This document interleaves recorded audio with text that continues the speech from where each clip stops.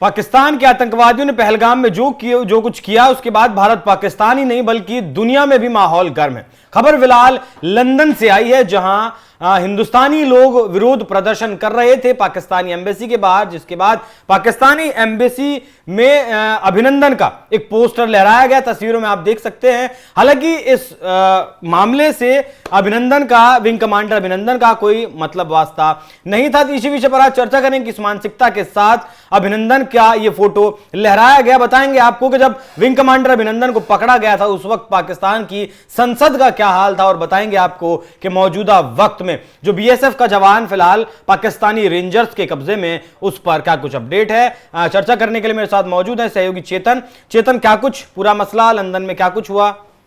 देखिए, अभी इस वक्त जिस तरीके से पहलगाम हमले को लेकर पूरे देश में उबाल है अभिषेक, और जो लोग हैं वो बेहद गुस्से में हैं। सिर्फ देश में रह रहे भारतीय ही नहीं, विदेशों में रह रहे जो भारतीय हैं वो बेहद ज्यादा गुस्से में है, और उनका सिर्फ ये कहना है कि इन जैसे आतंकियों को ऐसी सजा दो कि ये 7 जन्म तक जो है वो इसे देखें, याद करते रहें, और इसी के साथ जो इनको देखे कि इनको कैसी सजा मिल रही है, वो कभी भारत के खिलाफ कोई साजिश रचने की सोचे भी ना। अब आप देखिए पाकिस्तान की बेशर्मी आपको इन तस्वीरों में नजर आएगी कि किस तरीके से लंदन में जो भारतीय हैं वो 26 लोगों के मारे जाने के खिलाफ विरोध प्रदर्शन कर रहे थे, तो पाकिस्तानी सैन्य अधिकारी जो कि वहां पर दूतावास में थे, वो अभिनंदन का एक पोस्टर लेकर आते हैं। अभिनंदन से पता नहीं इनको क्या बहुत ज्यादा प्रेम हो गया है, जब से हमारा शेर, हमारा जो वीर जवान है वो वहां जाकर इनको ठोक के आया, इनको बजाकर आया, तो इनको पता नहीं क्या हो गया है, बहुत ज्यादा ऑब्सेशन हो गया है कि भैया हर मामले में अभिनंदन को लेकर आ जाते हैं।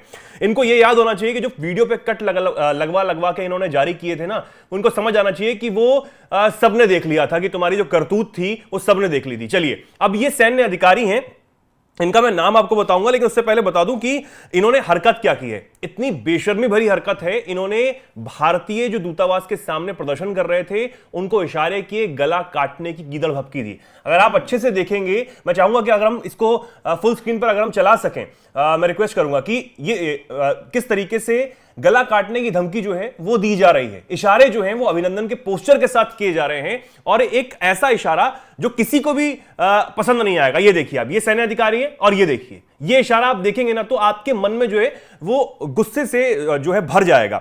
चलिए, अब इनका मैं नाम आपको बताऊं तो इनका जो नाम है, ये लंदन के अधिकारी हैं कर्नल तैमूर राहत, इन्होंने गीदड़ भभकी दी है। चलिए, अब इनको याद दिला देते हैं कि कैसे इन्हें पाकिस्तान की संसद में खड़े होकर जिस ये पोस्टर लहरा रहे हैं ना अभिनंदन साहब का, ये अभिनंदन जब गलती से चले गए थे तब इनकी कितनी हालत खराब हुई थी, और भारत के साथ इन्होंने कैसे संबंध तब बनाने की कोशिश की थी। ये इन्हीं के जो सांसद हैं तब संसद में खड़े होकर बोल रहे थे कि तब जो हमारे विदेश मंत्री, रक्षा मंत्री, वो मीटिंग में भी नहीं आए थे घबरा कर, क्योंकि अभिनंदन आ गया। इनको डर था कि भारत जो है वो हमला नहीं कर देगा। सुनवा देते हैं जरा कि वो 2020 की जो वो एक वीडियो है, सुनवा देते हैं जरा इनके संसद का। तो अभिनंदन की क्या बात करते हैं।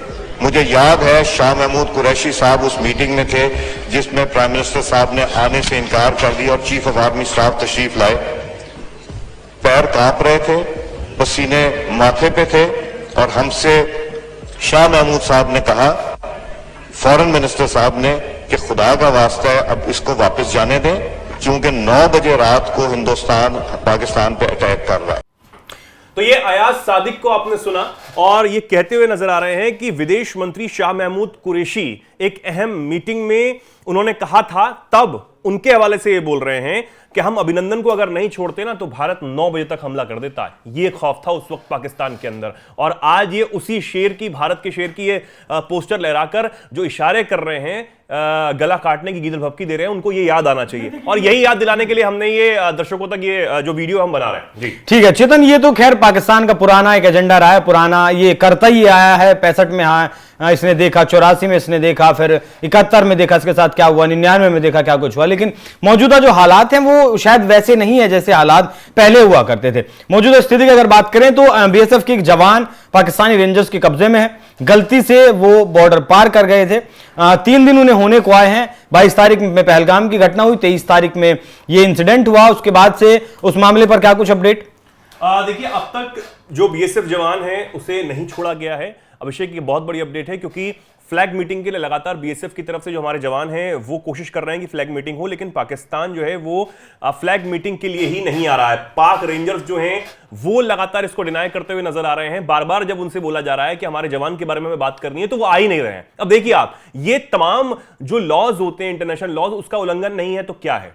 क्यों पाकिस्तान बात नहीं करना चाहता? क्यों? इसके पीछे एक बहुत बड़ी वजह है। वजह है कि हमारा जवान जो गलती से, जो सिर्फ धूप से बचने के लिए एक पेड़ के नीचे चले गए थे, क्योंकि उनको देखरेख करनी थी, जो किसान, क्योंकि बहुत स्पेशल परमिशन से जो हमारे किसान होते हैं वहां पर खेती करने जाते हैं, उनकी देखरेख के लिए जो जवान थे वो धूप में खड़े हुए थे। उनको लगा कि अब मुझे छांव में जरा बैठ जाना चाहिए जब तक ये खेती कर रहे हैं। जब उनको महसूस हुआ कि मैं पाकिस्तानी सीमा में आ गया हूं, तब तक पाक रेंजर्स उनको अपने साथ लेकर चले गए थे। ये तो पाक रेंजर्स हैं। अब पाक रेंजर्स हैं कि वो बात तक करने नहीं आ रहे हैं, क्योंकि उनका जो प्रोपेगेंडा है वो सामने आ जाएगा, सबके सच सामने आ जाएगा कि वो किस हिमाकत के साथ हमारे जवान को अपने साथ लेकर गए हैं, क्योंकि कोई ऑप्शन नहीं था। अब वो क्या करेंगे? वो मीडिया के सामने जो है माहौल बनाने की कोशिश कर रहे हैं। देखिए, हमने एक जवान जो है भारत का पकड़ लिया है, ये आतंकी हमला करने के लिए आया था।